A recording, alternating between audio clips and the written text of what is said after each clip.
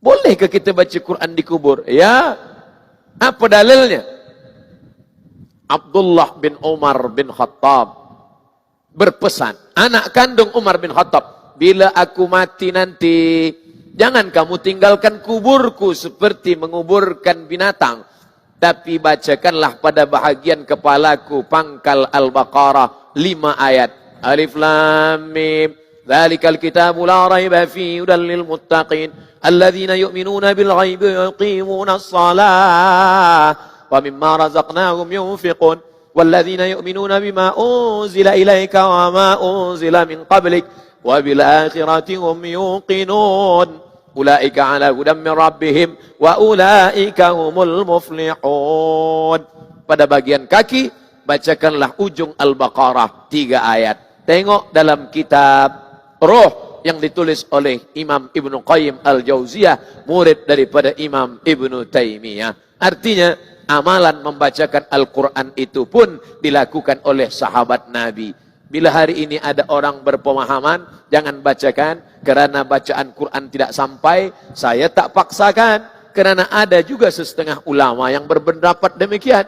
Tapi saya ikut yang meyakini pahala bacaan Quran untuk orang meninggal dunia sampai. Bila ada orang menentang saya, Ustaz Abdul Somad, menurut saya bacaan Quran itu tidak sampai, saya tak marah. Saya cukup tanya saja nama dia, nama awak siapa? Untuk apa? Bila awak mati nanti saya kirimkan. Bila tak sampai, cepat-cepat bagi tahu. Sebab kita tak boleh paksakan pendapat kita pada orang lain. Sedangkan salam sampai, bila kita lalu di makam, jangan mulut diam saja.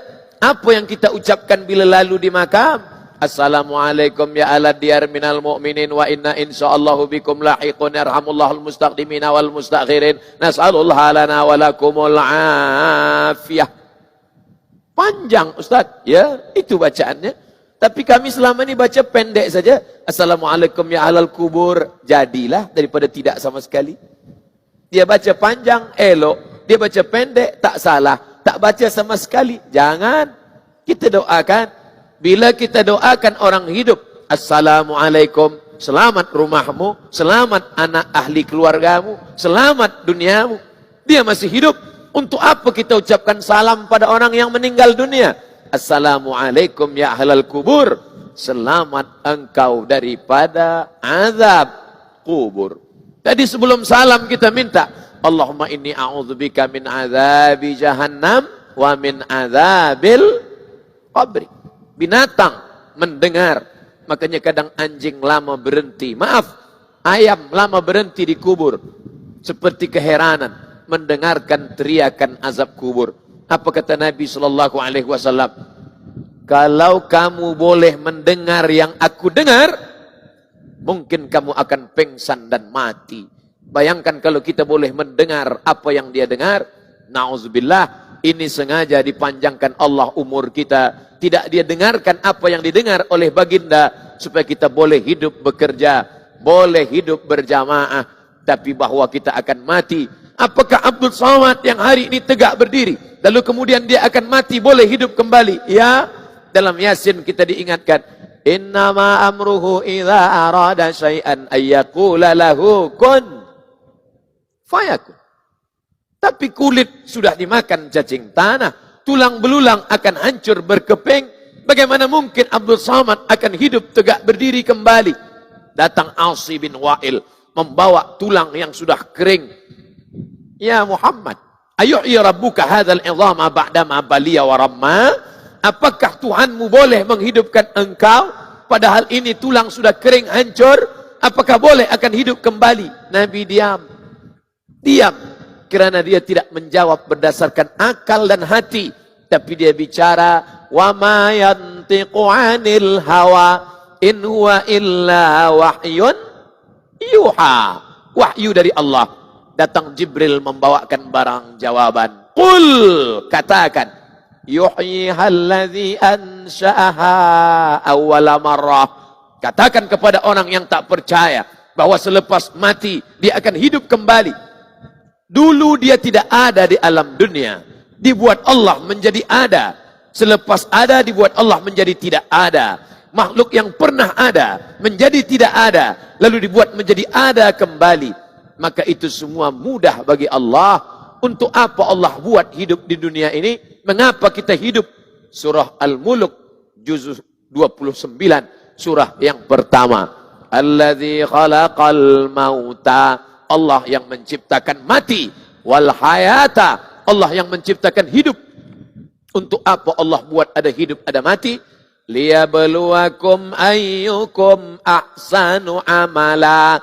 Karena Allah ingin bahwa manusia itu yang paling baik, ahsanu amala, yang paling baik amalnya. Semua akan tinggal. Topi, peci, kopiah yang paling disayang akan tinggal. Jubah yang malam ini didapat pun akan tinggal. Selama ini Ustaz Abdul Somad bagi tazkirah pakai baju putih saja. Tapi malam ini orang akan tonton. Oh, handsome-nya kata dia. Di mana nih Ustaz? Di Pulau Pinang lah. Di mana lagi? Itu baju dari mana? Dari TYT. Kehormatan, kemuliaan, kebanggaan. Tapi sampai masanya semua akan engkau tinggalkan, wahai Abdul Somad.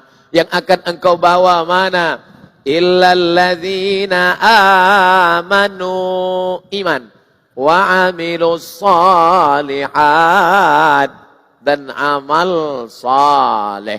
Siapa yang mengajarkan kita tentang ini? Al-Quran.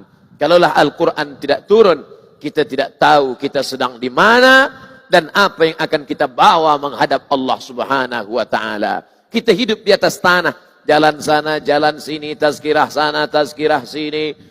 Semalam di Perak, sebelumnya di Kelantan, hari ini di Pulau Pinang, esok akan pergi ke Kedah, lepas dari Kedah ke Negeri Sembilan, dari Negeri Sembilan akan kembali ke Riau, Sumatera, selepas itu pula akan sampai bila berhenti ini? Sampai malaikat maut mencabut nyawa. Fa idza faraghta fansab. Bila engkau selesai daripada suatu aktiviti, jangan berhenti. Ketika engkau berhenti, berarti engkau mati.